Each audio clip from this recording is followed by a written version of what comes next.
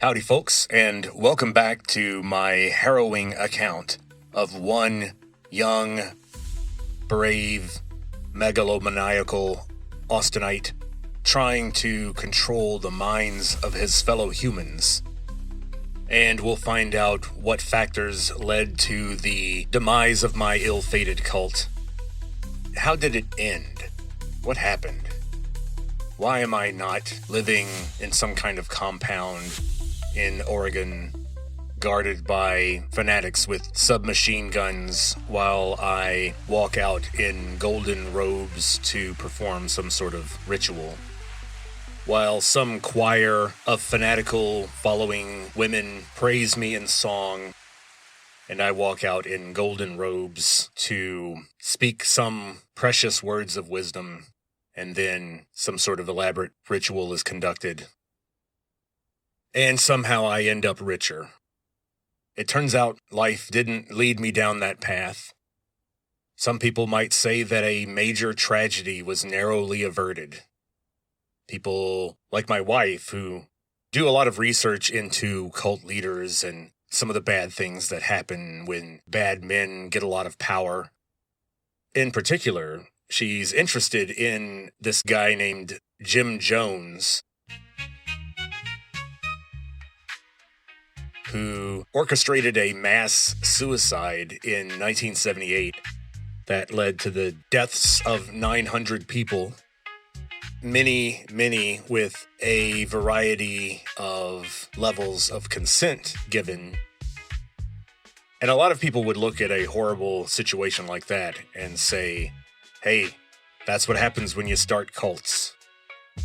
This is what cult leaders are like. This is the kind of fire you're playing with. Well, I reject that entirely. The problem with Jim Jones was not that he was a cult leader. It was that he was a bad cult leader. Let's not throw the baby out with the bathwater. One thing that this experience taught me is that humans require leadership. They thirst for leadership. I think a large portion of the rebellious people in the world are just people who were disappointed with the leadership that they received early on. There are people who, at some point in their lives, were willing to give the benefit of the doubt and devote their efforts to the power structure that they found themselves in.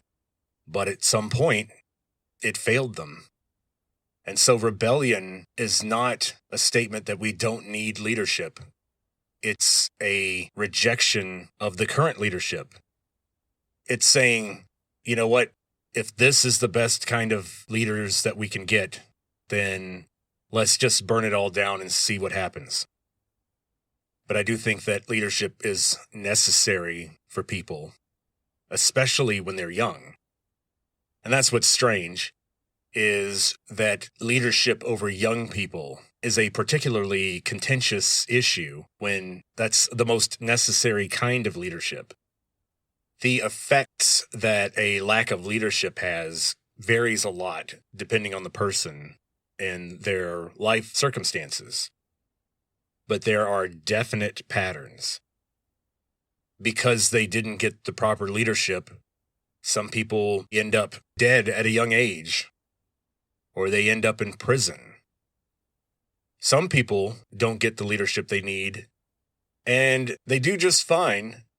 They survive their youth, but they slowly wither away into an anxious and lonely person that feels like they missed out on a lot of things. I think those are people who needed leadership and didn't get it. I think we all need it. And the weird thing is that I think a lot of us fight it. We fight that desire for leadership. And I think it's built into our culture. It's part of our American instinct toward self-direction. We want to pull on our own bootstraps.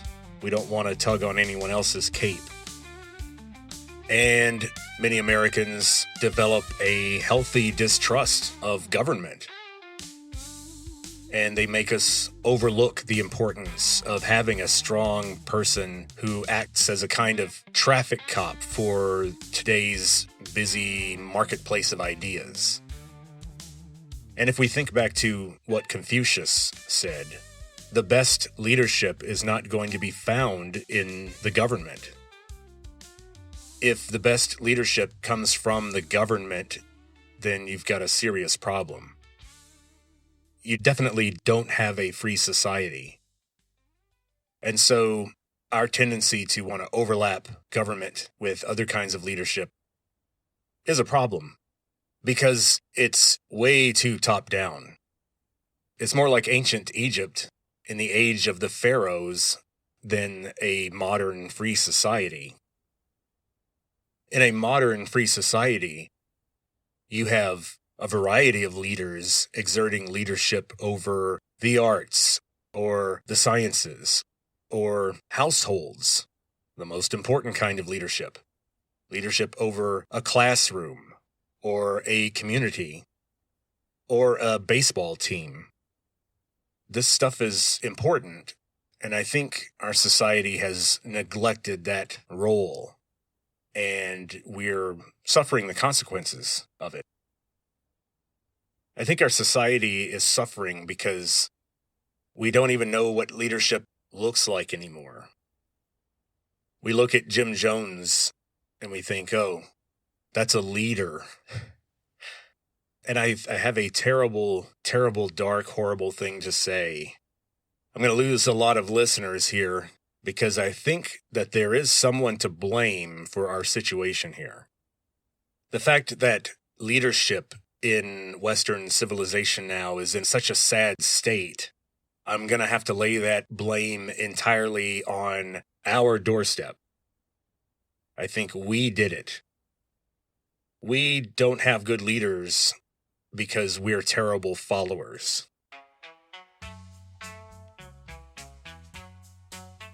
Starting with the boomers, of course, and then Gen X. We have 2 generations of avowed rebels. People who couldn't wait to burn the system down and shake things up and be their own boss. Now, the problem is only some people can do that, and they really have to know what they're doing. Now, what do I mean by followship? Followship is the quality in a person that makes them want to follow a good leader. Followship is what makes somebody want to get up and do something another person says without being paid for it and without being shamed for doing it or not doing it and without having a gun pointed to their head.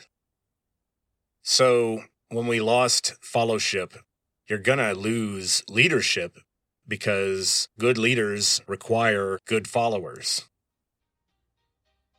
Otherwise, the guns have to come out. As an aside, some of you may know that I wrote a bad rough draft of a novel that was set mostly in 1880 in Colorado, in Leadville, Colorado. And the story hinges around silver mining and some people from New York who are coming to try to organize a silver miners union in that town.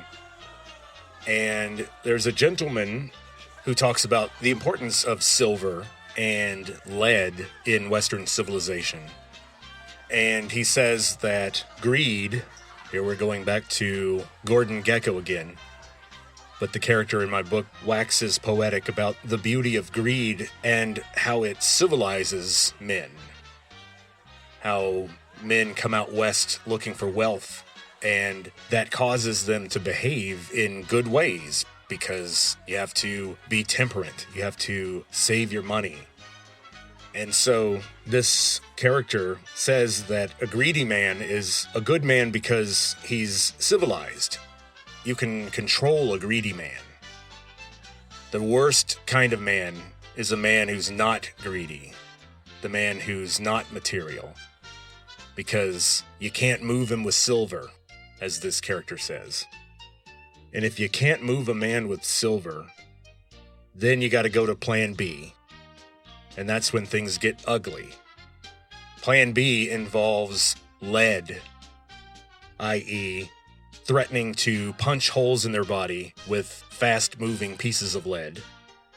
So when this character is asked to sum up his position, he simply opens his waistcoat, shows the gun in his belt, and he says, "Silver is what civilizes a man, because if you can't move a man with silver, you gotta move him with lead." And so I think that's our problem. We want a society where people aren't bought with silver to do the right thing. And we want a society where people aren't threatened with lead to do the right thing.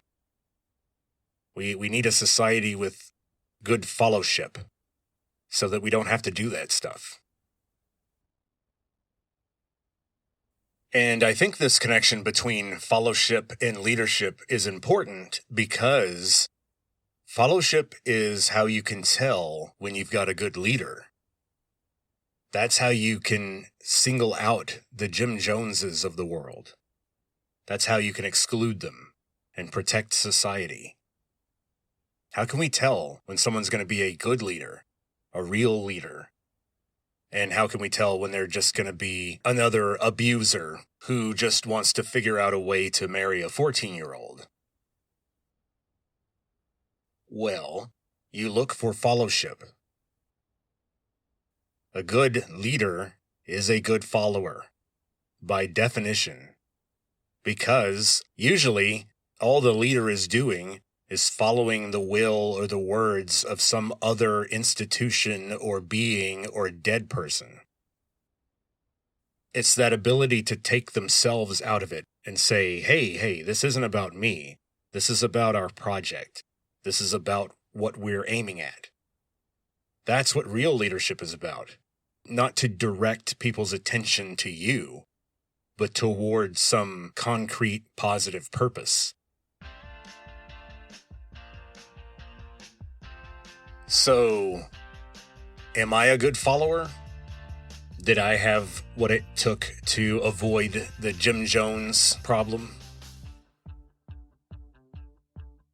Well, I knew something was up with me from a very early age for a variety of reasons, and we don't have time to go into all of it, but here's one example.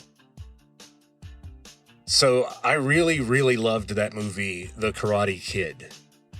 And if you've never seen The Karate Kid, it's about a single mother who moves to this slightly frou-frou place in Southern California, and her son doesn't fit in very well. He gets picked on by the kids. He's, maybe a late bloomer, physically a little bit, kind of scrawny.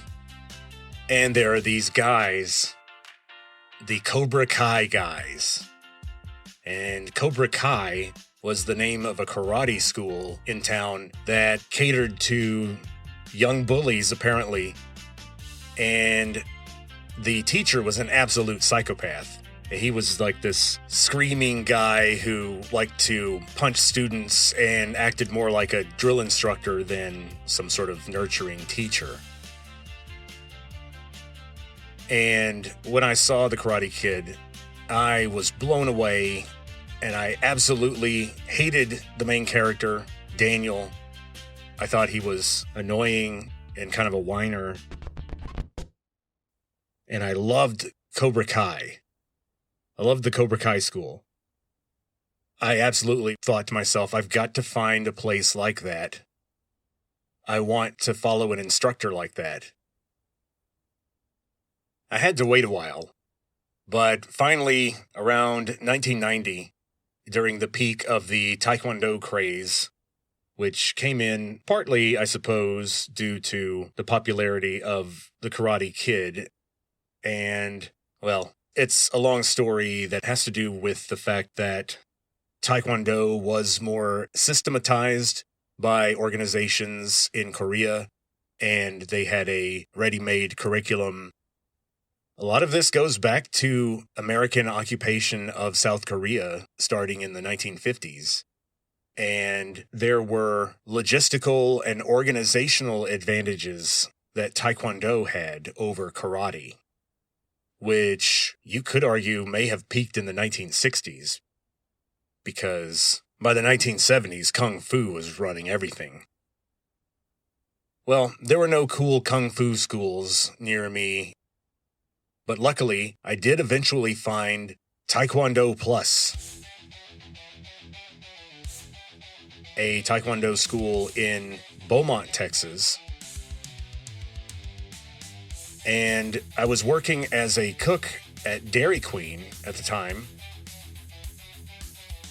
I had a little bit of extra money that I wanted to spend on some lessons. And I wasn't looking for a Mr. Miyagi. I wasn't looking for a gentle, soft-spoken Japanese man to teach me right from wrong and self-respect. I wanted a loud, angry, violent man to teach me how to kill. Very different proposition. When I went to check out the school,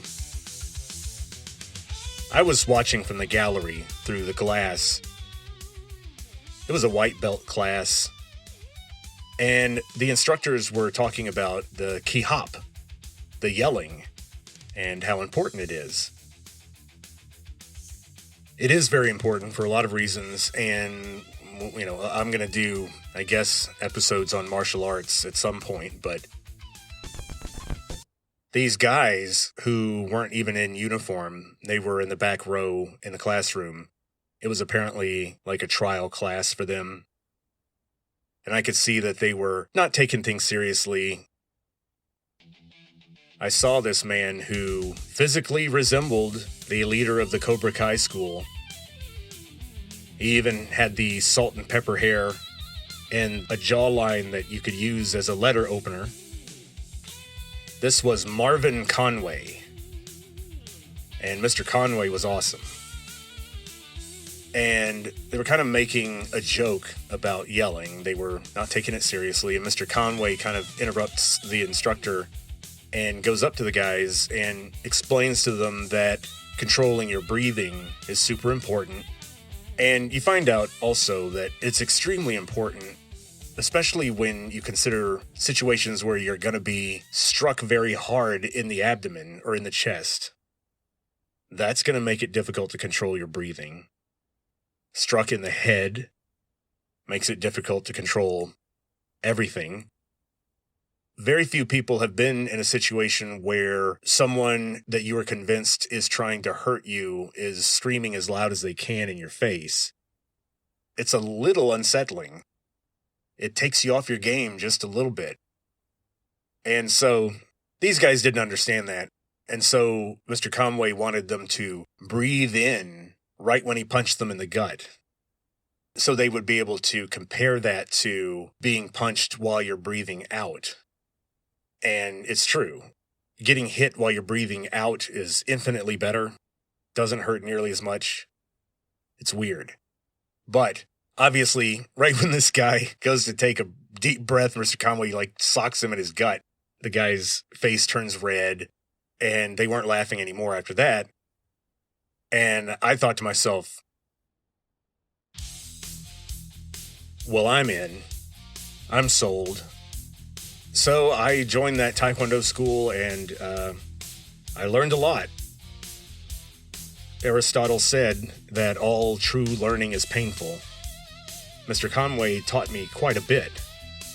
In fact, to this day, anytime I pretend I'm punching or doing something with one hand, my other hand will always automatically kind of come up toward my face. I will always have both hands up. And it's such an instinct now because I thought I was super cool. And I watched every Bruce Lee movie, and I thought I couldn't be hurt. Now, it turns out that I might actually have a genetic quality that is related to my Haida ancestry that does make my bones significantly denser. And maybe that's one reason why I didn't get as injured as I totally should have been, given what I was doing. But while sparring, I would tend to throw wild techniques that I thought looked cool that weren't very practical. I wasn't taking getting hit very seriously. I wasn't keeping my hands up.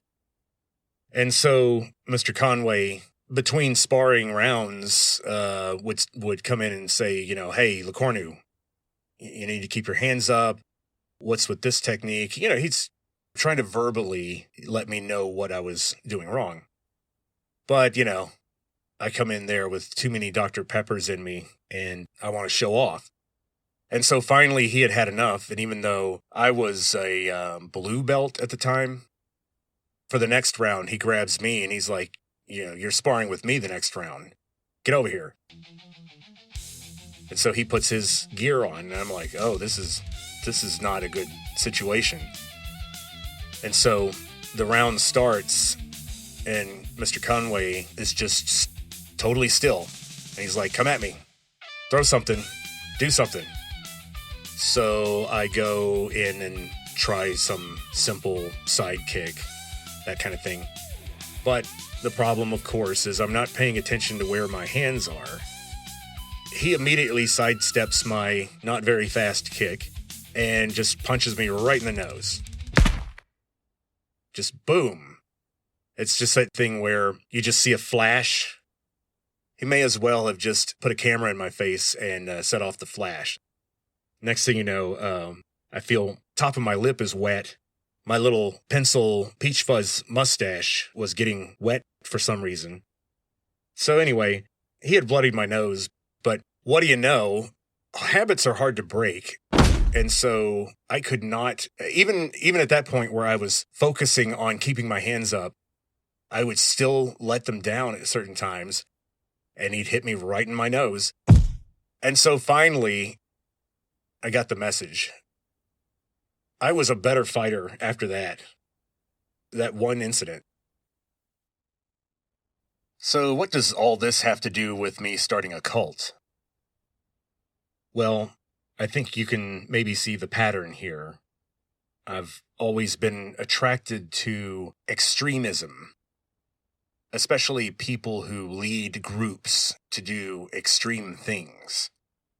I think a lot of us admire the man who sees the enemy at the top of the hill and grabs his weapons and charges up the hill to fight the enemy. I've always thought that there was also something special about the guy who could get 10 other men to follow him up the same hill also. That guy who spent the previous day studying the hill and the best ways to get up there. The guy who studied up on the culture and the logistical practices of the enemy who occupied the top of the hill, so that he'd know exactly where to hit him and how and when. I've always thought there was something special about that guy. The harder I saw him work on that plan, the more eager I was to follow him up that hill. I'd feel like I'd have the best chance of success.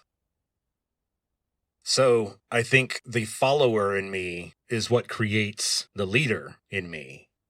Because that's all you're doing is you're thinking, what would it take to convince me? What would get me up that hill? What would make me feel better about running up the hill with a gun? Who would I want to follow? How would they dress? How would they talk?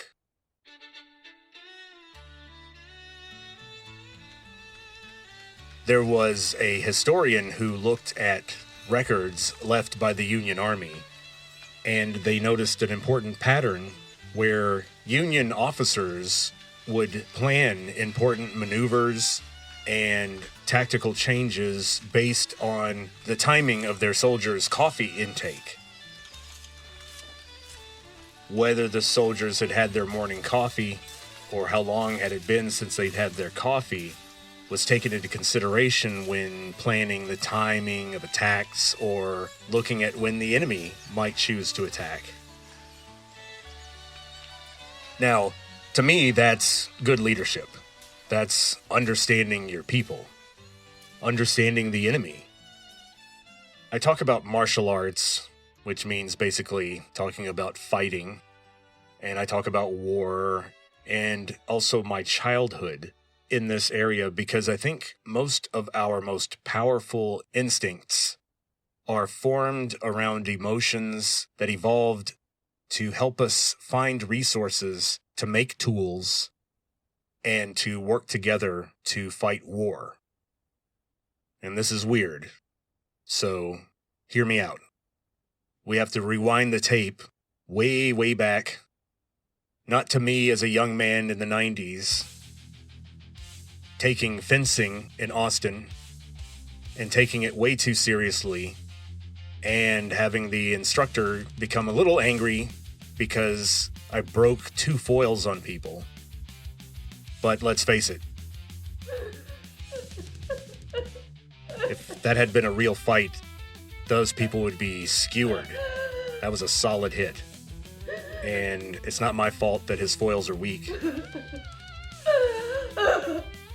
But anyway, we have to rewind past me in the 90s, past me with my G.I. Joes in the 1980s, back about 3 million years ago on the East African savanna. So now let's pretend that we are an Australopithecus afarensis. I'll say that again. Australopithecus afarensis. So picture it in your mind. You're a little under 4 feet tall, covered in fur, East African ape, don't have a tail, and you walk on 2 legs, upright, like a person. But for the most part, your facial features are very ape-like. You would be seen as some sort of chimp that escaped the rainforest. And you can't stray too far from forest cover. You're not like our original African human ancestors who didn't have fur and could sweat. Nope. You're not a hominin yet, so you can't sweat. You can't take the heat. You can't go around running. But one thing that you are doing is you're part of a population of Australopithecines who are starting to eat more and more meat. You're starting to wander out more from forest cover. You're starting to risk heat stroke to get food on the savanna. Long story short, you're evolving into a hominin. You're evolving into something more like Homo habilis, which was a tool-using creature, a hunter on the savanna. And so, as you're evolving to use tools and rely on them, you can't just develop new neurons to handle the new ideas. You have to develop new emotions. You have to be able to see the world in a different way. And more importantly, you have to feel the world in a different way. Because now we've got a new category of thing. Before you had stuff that doesn't matter, just background noise, and then threat, or food, or potential mate. Ooh, check her out. But now there's a new category of thing, a resource. Now in this case, in the case of this evolving Homo habilis, we're talking about flint. And the difference between flint and chert. And so chert is just a chalky white rock that you can't do much with other than pave country roads. But inside chert, you've got these huge lobes of black, shiny flint. And our ancestors not only had to learn the difference between flint and chert, I think something happened to them emotionally that was very important. All of a sudden, there were things in the world that weren't related to our life cycle, but needed to be noticed. As I said, they weren't predator or prey. They weren't poisonous. They weren't a potential mate or a biological relative that we needed to watch out for. Now, this was just a valued item, not just a rock or a chunk of dirt. I mean, it may look like it, but it's got something that ordinary rocks or ordinary dirt doesn't have. It has importance. Now, it's not important because you can eat it. You can't. And it's not important because you have to run from it. You don't. It's important because you're supposed to notice it and collect it and keep it, because you can utilize it later as a tool. There were some things in the world that you could do things with, where most things you couldn't. A handful of sand just could not give you the same utility as a nice, solid piece of flint. And I think this is the first step in a process that I'm trying to talk about, that I'm trying to explain. There's going to be a next step that we'll come back to. And then I think you'll be able to see how this relates to leadership and cults and why people want to start them and why people might want to join them. And it has to do with this idea of value or purpose. This idea that you can do thing B with thing A. There are some things that are important because they're useful.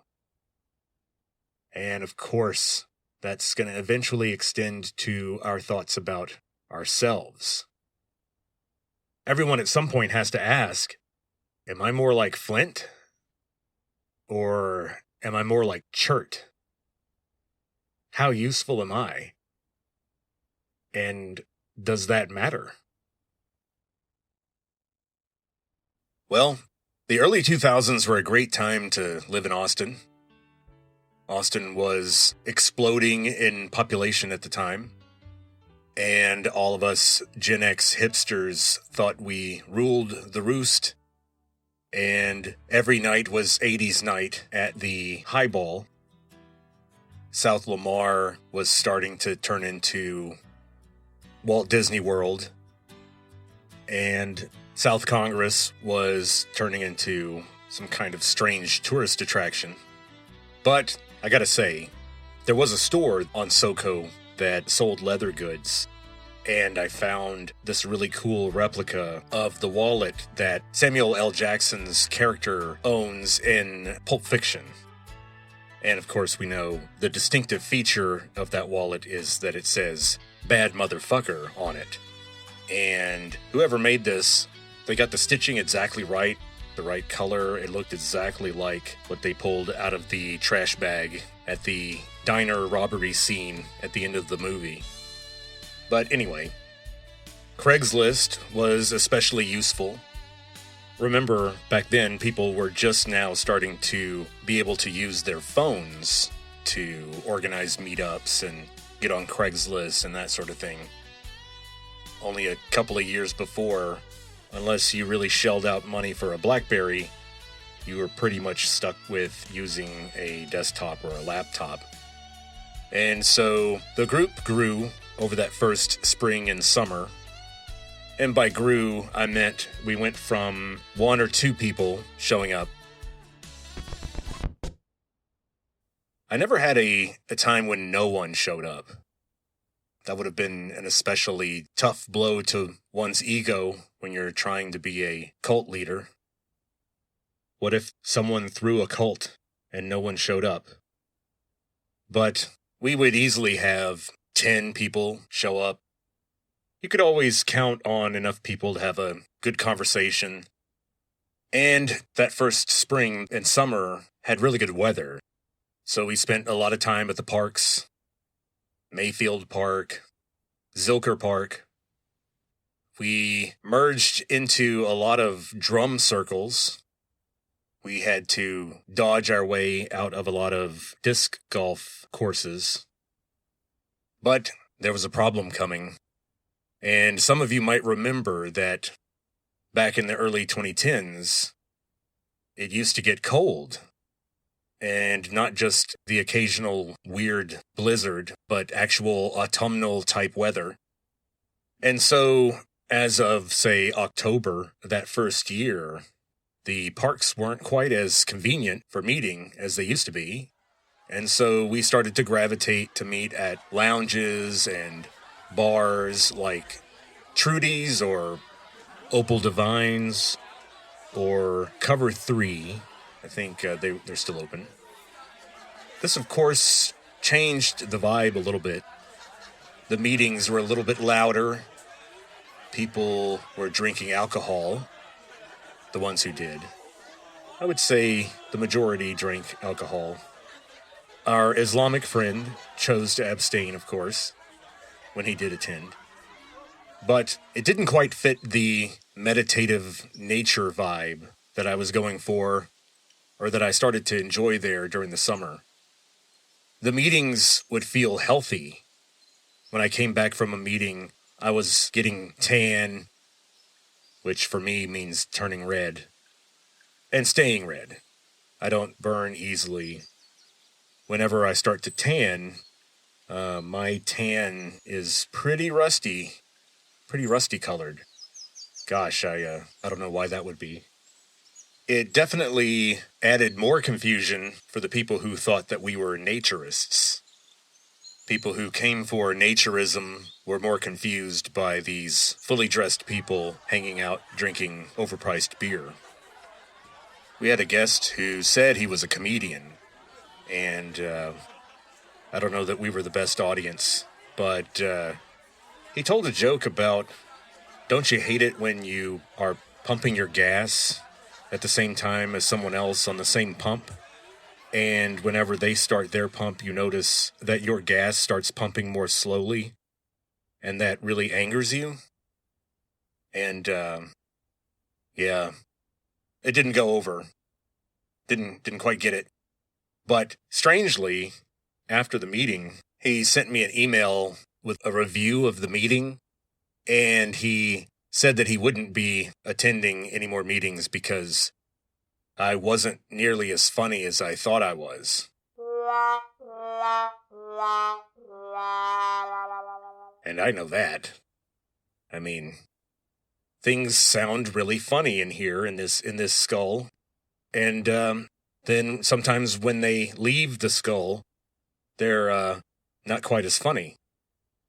But I can't help that. I mean, that's just nature. That's science.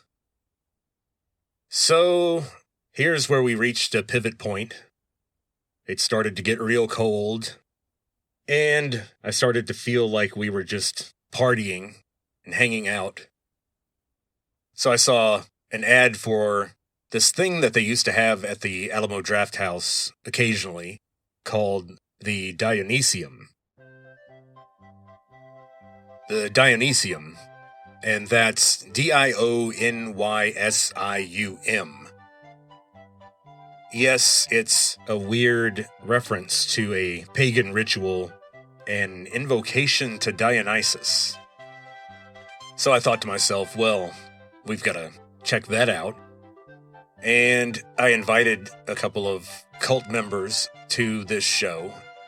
And it was basically a 90-minute or so intellectual variety show that involved music, short films, lectures, talks, debates.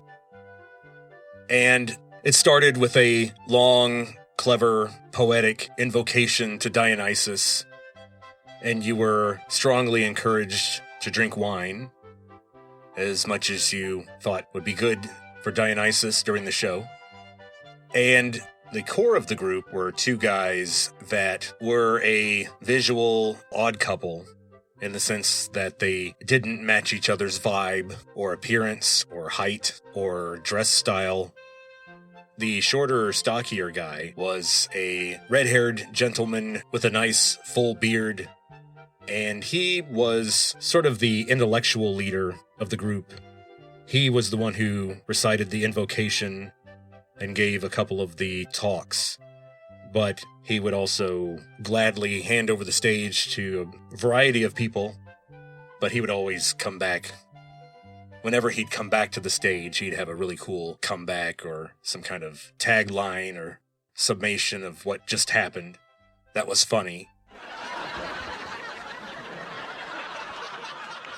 So he kept his imprint on it. And I'm thinking, this guy's a good leader. Game recognizes game. Now his friend was a very tall, much more animated guy with long black hair. And he was from the theater. And he played a circus-style organ that they would wheel in and put in the corner.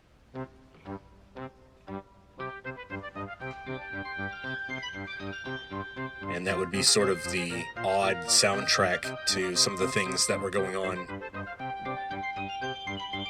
Now, the philosopher type, who had the girlfriend who had cystic fibrosis, he really liked the Dionysium, and he would show up, and his girlfriend would come, but she was not a drinker, and she would often have to leave the theater to cough or administer medication or otherwise make noises, and so it probably wasn't her favorite activity. And so it wasn't long before I befriended the two hosts of the Dionysium, and after the show at the Alamo Draft House, they and their friends would meet at the Good Night, which I think might still be open. There is definitely still a lounge open at that location. But anyway, everyone would just line up and go over to the Good Night Lounge after the show at the Alamo Draft House, and there would be more drinking and more talking. And the conversation definitely was about philosophy or religion or science and where the three of them intersect or collide.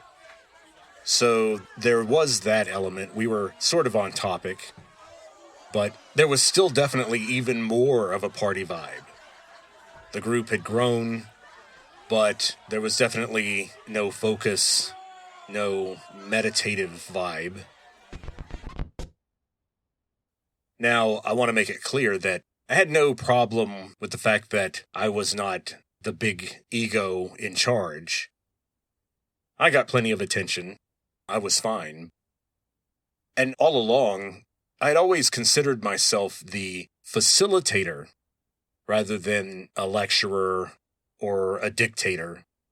So I let various circumstances determine what we were going to talk about or how long or mediating disagreements between members.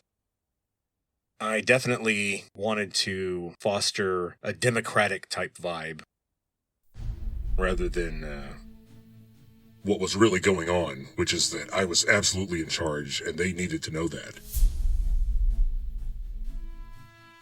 No, just joking. So now that I look back, I think the seeds of the ending of this whole project, this whole phase in my life, were planted right at the peak, right at a moment when I, at the time, felt that I had really come full circle, that maybe I had really stumbled onto something. And this was one particular Dionysium where one of the special guests was going to be Dr. Paul Woodruff. Now, Dr. Paul Woodruff is a classicist and a philosopher from UT Austin, and he was very instrumental in directing and planning the program that I was in. He was a professor of mine for one semester when I was a freshman, and I wouldn't say scared of him, but he was an imposing guy back then in the mid-90s. He was a Vietnam veteran, he was a Marine, and a lot of his Greek translations had been published. One of them was famous for having Elvis's mugshot on the cover, and that was his translation of Bacchae. He was this tall, physically imposing guy, and I remember when he was teaching the course that I had to take from him, Problems in Knowledge and Valuation. That was the name of the course. So you can imagine how fun that was. But here at this Dionysium, Dr. Woodruff would be participating in a debate. He was debating the existence of moral luck. Does moral luck exist? In other words, are some people good because they were lucky?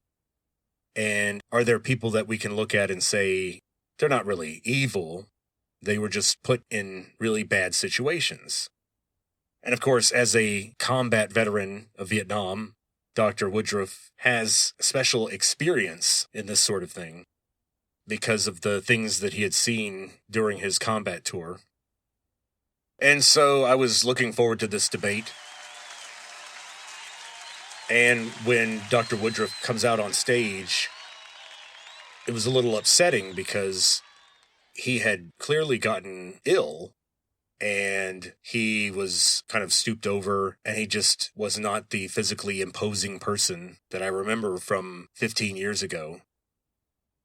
He did well in the debate, of course. It was fascinating. And I was very excited to see that he decided to show up at the good night to talk with us after the show at the Alamo Drafthouse. He, of course, remembered me. We had had lunch together back when I found out later they were deciding whether or not to ask me to leave the program because I was taking too long to finish my undergrad thesis, which I was supposed to write. That's a long story.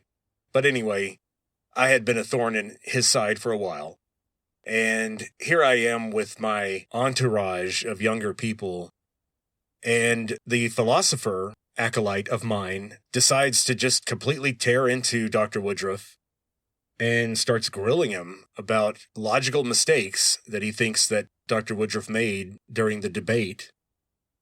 It was a very strange position because I'm standing next to Dr. Woodruff and seeing him calmly listening to this guy trying to take on his logic.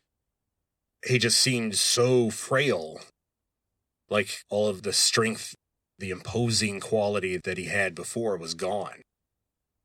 And I admired, of course, how patient he was with my philosopher companion. And while they were talking, I had a chat with his girlfriend. And it all sort of struck me, not very verbally or explicitly at the time, but I think emotionally, at the end of the night, I started to doubt my mission.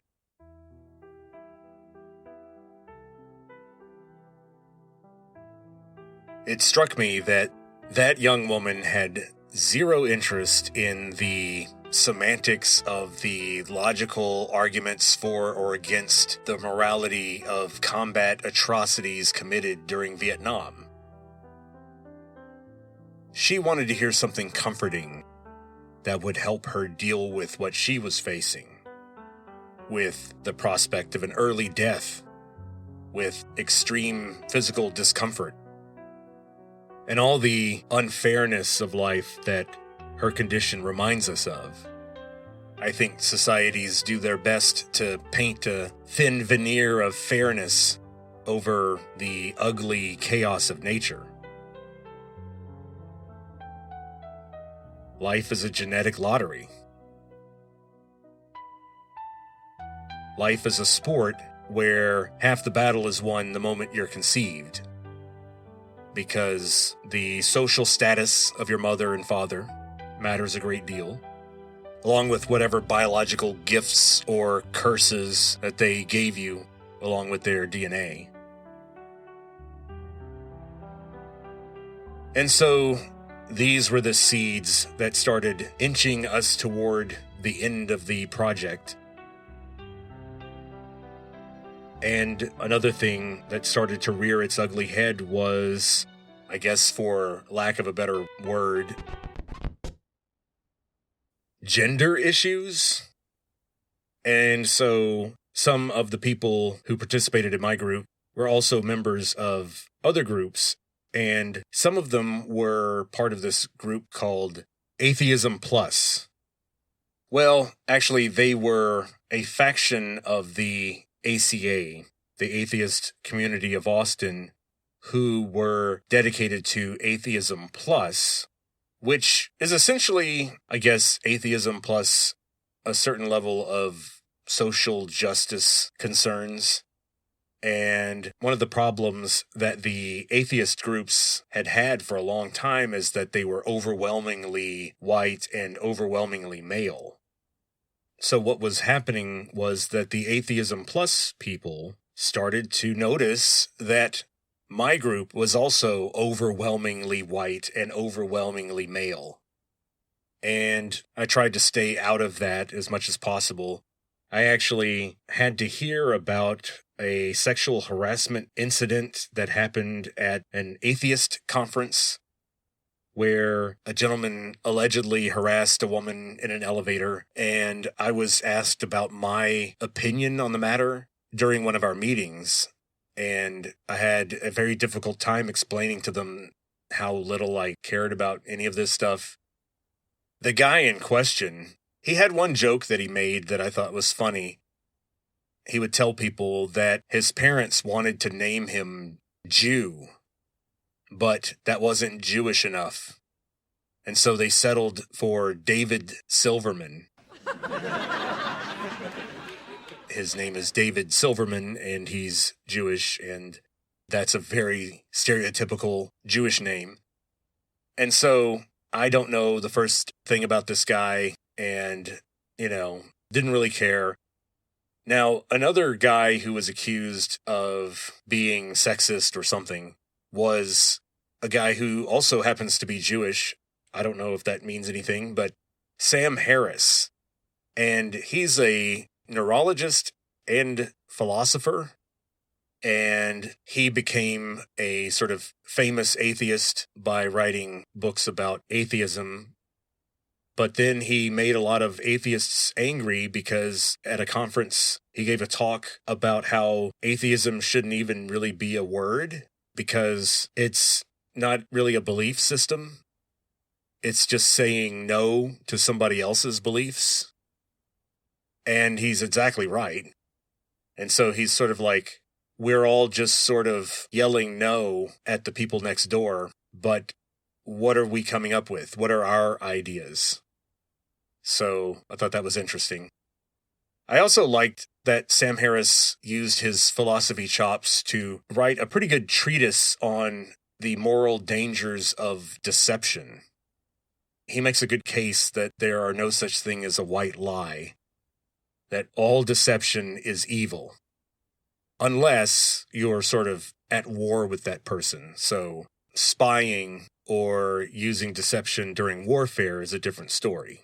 But within a society, and especially within a family or within good human relationships, there's really no place for deception.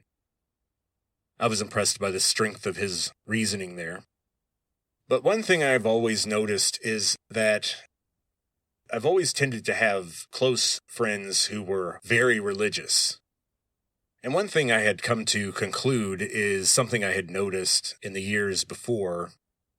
A lot of my closest friends have always been very religious people, and I just never seemed to have a problem with having discussions with or arguing with or being friends with people who have strong, specific religious beliefs.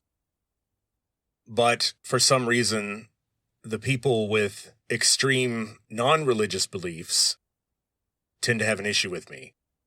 For some reason, I can have friends on the far end of the religious belief spectrum, but people on the extreme atheist side, or people on the very far left, tended to have an instinct to want to just leave the group or discard me entirely when disagreements arose.